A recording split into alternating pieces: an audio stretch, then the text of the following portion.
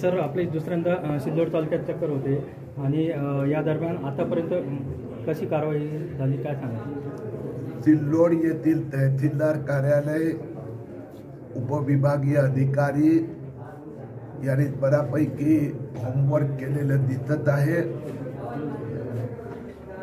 पूर्ण छत्रपती संभाजीनगर जिल्ह्यात 10,000 अर्ज, त्यापैकी 4,800 फक्त सिल्लोडमध्ये मोठ्या प्रमाणात बोगस अर्ज आलेले आहेत.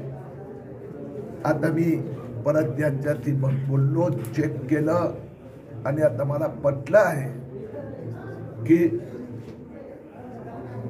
1000पेक्षा जास्त बोगस अर्ज आलेले आहेत.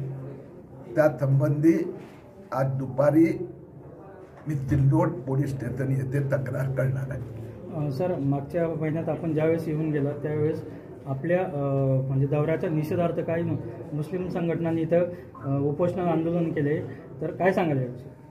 आणि ते विशेष म्हणजे ते भारतातीलच व्यक्ती आहे.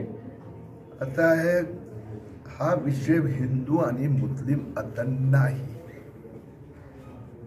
जे राष्ट्रद्रोही घुसखोर हिंदुस्थानात घुसले आहेत आणि ते म्हणतात आम्ही सिल्लोडमध्ये 50 आणि 60 आणि 70 वर्ष राहतोय. ज्यांच्याकडे जन्माचा दाखला नाही, फर्जी दस्तावेज देऊन जन्म प्रमाणपत्र मिळवण्याचा प्रयत्न केला आहे. मी आज 100ची यादी सिल्लोड पोलीस स्टेशनला देणार आहेत.